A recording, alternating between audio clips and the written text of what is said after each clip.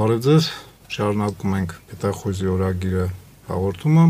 Ալ-Կաիդայի խմբավորման ներկայացուցիչներից Ղարաբաղյան պատերազմի ժամանակ ինֆորմացիա մենք հավաստի տեղեկատվություն ունենք, որ մասնակցել են։ Ալ-Կաիդան ընդհանրապես ստեղծվել է վաղուց, բայց Ալ-Կաիդան դարել է այն ինչ որ դարել է մոտավորապես 10 տարի առաջ, 10-12 տարի առաջ։ Երբ որ Իրան, ասենք, հայտարարեցին, որ ինքը թիվ 1 հրեշն է երկրագնդի վրա։ Դրանից առաջ ով էր այդ ոչնչությունների վրա ուշադրություն դարձնում։ Իրանց նման այնքան կային։ Ով էին իրանք, Ալ-Կաիդան կարար 1500 հատ մոջահեդ տեղափոխել, չէր կարա, իսկ Հեքմաթյարը կարար։ Ահմադ Շահ Մասուդը, որ ասենք այդ Պանշերի առյուծներ, ինքը երբ ուզեր 10,000 մարդ կարար Տաջիկստան մտներ։ Կարար դες բան աներ Ալ-Կաիդան։ Իհարկե ոչ։ Ոչնչություն էր։ Իրանց ուղղակի այդ արևմուտքը սարքեց թիվ 1 հրեշ, որովհետև զարմանալի է, բայց արևմուտքի բանը, այդ քաղաքակրթությունը հակաքաղաքակրթություն է։ Արևելքը նկատի ունեմ նախկինում Հունաստանը, Բյուզանդիան, Պարսկաստանը, Իրանը, Ռուսաստանը, ինչի՞ չէ։ Իրանք ավելի շուտ ինչ որ բանին կողմ են, իսկ արևմուտքը միշտ ինչ որ բանին պետք է դեմ լինի, որ ինքը ասենք կոնսոլիդացվի։ Երբ արևմուտքը ասենք սկսեց միավորվել, երբ որ Հիտլեր եղավ, Հիտլերը պրծավ, մի քիչ նայեցին այս կողմ ասենք Չերչիլը Ֆուլտոնում հայտարարեց, որ սովետի դեմ, սովետը քանդվեց, պետք է մեկին հայտարարեն, չէ՞։ Վայ, Ալ-Կաիդան ախր անտեր Բեն Լադեն արդեն պետք չէ, եկեք Իրան հայտարարենք։ Դա պատճառը։ Չով են դրանք։ Ով ասես իրանց ծեծել է, մեկ-մեկ թեկուս ավղանցիների մասին լեգենդներ կա, որ Աֆղանստանը դե մի հատ ռուսական շատ սիրուն նկարած տխմար կինոյում եմ տեսել 9-րդ վաշտը, Ձիվյատե ռոտան, Բանդարչուկը, որ շատ տխմար ֆիլմ է։ Այդ մասնագետը ռազմական թարգմանիչ ասում է Никому никогда Афганистан завоевать не пришлось. Կյանքում Աֆղանստան հոգնան Աֆղանստանը գրավելով, հոգնան Աֆղանստանի ժողովուրդներին ծեծելով։ Ով ասես, սուտ է, դա լեգենդ է, որը որ ստեղծվել է, ոնց որ բանը,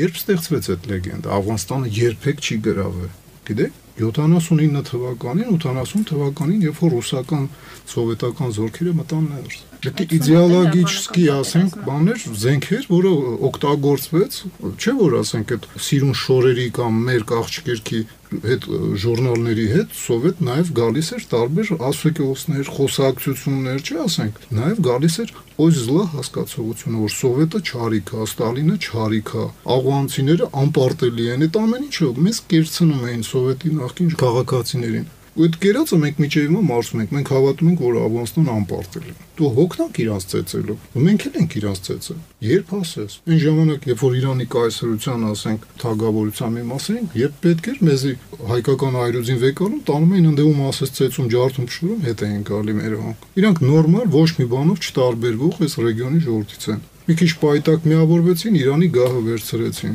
Իրանի շահը փոխվեց, երբ պետք էր մտնում ընդե ջախջախում էր։ Անգլիացի 3-4 անգամ մտան, ջախջախեցին, Քաբուլ գրավեցին, հետո պետք չէր դուրս եկան։ Իսկ երբ որ ասենք այդ լեգենդը ստեղծվեց, որ իրանք անպարտելի են, անգամ Անգլիայի պատմությունը սկսեցին փոխել, որ ոչ թե իրանք Քաբուլը գրավեցին ու հետո անպիտանիլիության պատճառով դուրս եկան ընդեղից, այ իրանք քշել են ընդեղից, բայց այդպես չի, հեքիաթներ ա դա։ Նմանատիպ հեքիաթներ ունենք չեչենների անպարտելիությունը։ Հոգնանք ծեծելով, նաև չեչենական այդ զորամասերը։ Ինչի՞ չէ ասենք ռուսական զորավարներ կային, որ ծեծում էին Շամիլի զորքերին։ Իդեպ Շամիլի զորքերում հայերել են եղել, գիտեք։ Այսօրով Նաիբը Չեչնյան եղել է փոքր եւ մեծ, Նաիբներով ղեկավարվող, ոնց որ ասենք մարսպան կամ մարսպետ, փոքր Չեչնյային կենտրոնական Չեչնյայի Նաիբը Շամիլի վաղ եղել է Ախբերդիլավը, որ ավարների մոտ մեծացած հայ է եղել։ Շատ հզոր զորավար է եղել։ Բայց նաև Շամիլի դեմ կռվող, ասենք, Լազարյանն է եղել, Լազարևը։ Կարճ ասած կովկասյան գործերի մեջ միշտ թեն կողմից, դες կողմից մասնակցել ենք։ Ու դա նորմալ է, որտեղ մենք այս տարածքի հին ժողովուրդ ենք, մենք չէինք կարա ինչ որ հարցերում մեզի չեզոք պահեին։ Անպայման գոնե մի հայ կգտներ, որ չէ, մենք դե պետք է խառնվենք։ Անկամ բանը Գամսախուրձիայի օրինակ փոխելը, որ տապալեցին իրան, չէ։ Մենք կատեգորիկ հրաժարվեցինք այդ process-ներին մասնակցել, ամեն գնով աշխատեցինք, որ հանգարց ջավախքը չմտնի, չխառնվի այդ գործերին, որովհետև ջավախքը շատ էր չարացած Գամսախուրձիայի վրա, որտեղ Վրաստանի այդ առաջին նախագահը մի ուրիշ ձևի հակահայկական դիրքեր գրավ է, հակաջավախքյան կարելի ասել, բայց կարացանք պահենք, բայց 2-3 հատ հայ եղավ, որ այնտեղ լուրջ մասնակցություն ունեցան, ասենք Քեթովանի բրիգադայում եւ ուրիշ ստորաբաժանումներում, որ Գամսախուրդիայի դեմ կռվում էին։ Այդ կողմից մենք որոշակի գործունեություն ունեցանք, բայց հետո ինքը ստեղով եկավ նահանջեց։ Մենք չենք կարող այդ process-ներին չմասնակցենք։ Չենք կարող, որտեվ մեր կողքն է այդ ամեն ինչը։ Թվում է թե Կովկասն ուր մենք ուր, բայց դա սա մեր կողքն է։ Էսի մեր բնօրենն է։ Մենակ հայկական լեռնաշխարհը չի էլի մեր հայրենիքը։ Կովկասն էլ է մեզ հայրենիք, Իրանի լեռնաշխարհն է, Միջագետքը։ Մենք ստեղ ապրում ենք այնքան երկար, որ չենք կարա թե առևտրականի տեսքով, թե շնորհքով, ասենք քարտաշի կամ ինչ-որ արհեստավորի տեսքով չհայտնվենք հարակից տարածքներում։ Դրա համար ունենք շատ հին գաղութներ Հայաստանից դուրս ոչ միայն ցեղասպանության պատճառով, որը թուրքը մեր գլխին բերեց 19-րդ դարի վերջ եւ 20-ի սկիզբ, դրանից շատ ավելի առաջ։ Դա բացատրվում անդրանով, որ մենք շատ ոչ թե շատ հին բնակիչ ենք, մենք ավտախտոն ենք, հետք չկա որտեղից ենք մենք եկել։ Մենք ով ասես կճարենք որտեղից եկել, այ հետքը չես ճարի որտեղից, որտեղ մենք ստեղ ենք ծնվել։ Չեչենական ղեկավարությունը դեռ 91 թվականի վերջից արդեն մտքին դրել էր, որ անկախանալու է։ Ինքը այդ ուղղությամբ աշխատում էր, շատ նորմալ էր աշխատում եւ 91 թվականի վերջ 92-ի սկիզբ երկու փող ունեցող նախկինում ավազակներ չեչեն ազգությամբ հայտնվում են Անգլիայում։ Իրանք գնացել էին իրանց հարցերը լուծելու, տպելու իրանց անձնագրերը եւ փողերը, չեչենական առանձին վալյուտա եւ անձնագրի հարցերը։ Ձեռի հետ իրանք մի հարց էին ուզում լուծեին, իրանց եղբայր շիա, իրանք լինելով սուննիտ, շիա Ադրբեջանի թուրքերի համար փորձում էին զենքի հարց լուծեին, իսկ այդ զենքը կոչվում է հակաօդային պեզերկաները, պերենասնոյ ստինգերները եւ իրանց անգլիական այդ անալոգները, եթե դա տեղի ունենար, հաշվի առնելով որ Լաչինը դեռ թուրքական ցեղերի ձեռն էր, շատ ահավոր վիճակ էր ստեղծվելու։ Քիչ թե շատ ալուրը մտնում էր ու սնունդը մտնում էր ուղղաթիռով, ռազմական օգնությունը Հայաստանից բնական է ուղղաթիռով, ու եթե այդ մի քանի հազար, իսկ կարող է մի քիչ ուռած թիվը, բայց ինչի՞ չէ եւ կարար այդ իրոք այդ 2000 թիվը լիներ, եթե այդ ամեն ինչը իրականանար ու իրանք բերեին, կարող է Շուշի օպերացիան ուղղակի տեղի չունենար։ Դե случайности, не случаются։ Անսպասելի ինչ-որ մեկը իմացել է, անսպասելի ինչ-որ մեկը իմանալուց հետո Աստծուն խնդրել է, Աստված էլ այդ մարդկանց կյանքը խլել է։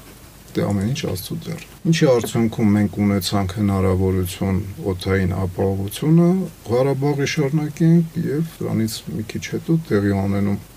Շուշի ազատագրական մարտը, որը վերում է հավեսով թուրքը Շուշին թողելուց հետո այնքան հավեսի անգնում ձեռի հետ Լաչինն էլ է թողում, որը բերում է Հայաստանի եւ Ղարաբաղի միացմանը, այդ Ղարաբաղի կորիդորը շատ կարևոր էր, որովհետեւ արդեն տեխնիկան, զենքը այնքան էր ադրբեջանական հանրապետության հզորացել, որ եթե այդ կորիդորը չբացվեր, դժվար կլիներ պահելը զինվորական տեսակետից, շատ դժվար կլիներ։ Ճիշտ է, էլի մենք իրանց զենքում, զորքում 1-ին 10, իսկ տեղ կար 1-ին 20 զիջում էինք, բայց այդ դեպքում կզիջեինք 10-0-ի դիմաց։ Բաներ կար, որ ընդհանրապես Ղարաբաղում չէին կարող հայտնվեին, մանավանդ հակաօդային զինատեսակները, ու դա կբերեր կատաստրոֆայի։ Կարճ ասած, Աստված մեր կողմից, թե դա ում ձեռքով արեց, ռուսական ՖՍԲ-ի ձեռքով, թե հայկական հետախուզության ձեռքով, թե ջղայնացած Անգլիայի հասարակության ձեռքով, չգիտեմ, բայց ամենայն դեպս Աստված դա արեց։ Աստված մեր կողմից, Աստված միշտ ուժեղի կողմից է, իսկ մենք ուժեղ ենք մեր արդար պահանջներով, դրա համար ինքը միշտ մեր կողմից է։ Ուղղակի մենք դա պետք է գիտակցենք ու Աստծո օգնությունը ճիշտ օգտագործենք։ Գիտեք, բաներ կա, process-ներ կա, որ եզրերը չի երևում, ու պետք էլ չի երևա, բայց այդ կրիայի Պանդա կունգֆուի մեջի ասած, այդ Մաստեր Ռուգվեի ասածը случайности не случаются, այդ իրականությունը։ Ոչ մի բան չի լինում հենց այնպես։ Ես օրինակ համոզված եմ, որ օրերից մի օր Ադրբեջանի բանակը կհարձակվի մեր դիրքերի վրա։ Համոզված եմ։ Նաև համոզված եմ, որ մենք մսաղացի պես կաղանք իրանց բանակի։ Միշտ մարդիկ կլինեն, որ այդ ամեն ինչին կարող մասնակցեն ու իրանց գիտելիքներով պիտանի կլինեն մեր ազգին։ Դա երբ էլ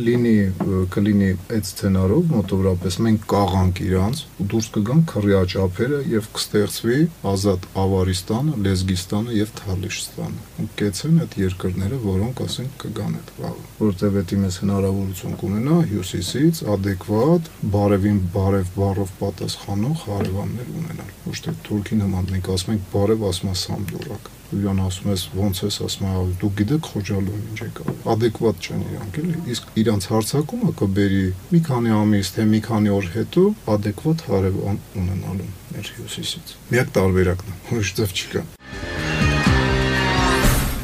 Շարունակում ենք Պետախոզի օրագիրը հաղորդումը։ Ցանկացած պետություն, որը դիմում է կամ ցանկացած ազգ, որը դիմում է վարձկաններին, ինքը գերադասում է ոչ թե իր ազգային գենոֆոնդը վտանգի, այլ օտարներին վտանգի, դա շատ հասկանալի է։ Ես մի քանի, ասենք, չեչենի հետ շփվել եմ, որոնք այդ պատերազմին մասնակցել են, իրանք շատ հետաքրքիր բաներ էին պատմում, ասում եմ, օրինակ մեկի հետ Ռամազանի հետ հետաքրքիր խոսակցություն ունեցանք, ինքը ասեց, այն որ մեր հետևից էին կայնած, մեզ չէին վստահում, դա հասկանալի է, չէ՞ որ մենք այդտեղ ինչ-որտեղ օտար էին, բայց որ մեր կողքը գտնվում էին ու պայմանավորվում էինք հարձակվել, մենք եթում էինք իրանք չէ տեղից չէին շարժվում, փաստորեն մեզի գցելով ծուղակի մեջ հայկական։ Ասում եմ, այդպես դեպքեր շատ ա եղել։ Վերջը դա բերեց դրան, որ մենք մենակ պաշտպանողական մարտերին էինք մասնակցում ու ոչ մի հրաման առաջ գնալ չէինք կատարում։ Թուրքը թուրք է, էլի։ Ինքը ցանկացածի նկատմամբ է թուրք, անգամ իր մյուս թուրքի նկատմամբ։ Ես մեկ մի բան եմ, ասենք, մտածում, որ գիտեք, երևի Թուրքի մեջ լավ կռվող զինվոր բնական ա եղել է,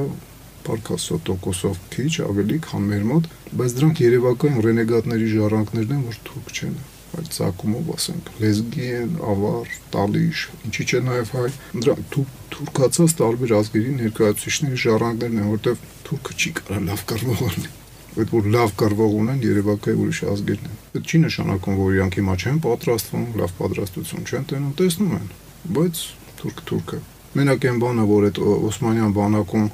ցեղական պատկանելությունը շատ կարևոր է, որ ուղարկում են պատրաստելու, այդ ինձ արդեն մի քիչ հնարավորություն է տալի հանգստանալու, որ այդ տարբեր կուրսերի, դիվերսանտների բաների զտարյուն թուրքերն են հետում, դա լավ է, որտեղ եթե կովկասյան ցեղերի ներկայացուցիչները այդ այն մի քիչ վատ կլիներ, լեզգինները կամ ավարները։ Կապում եք այդ գենետիկայի հետ էլ, հա։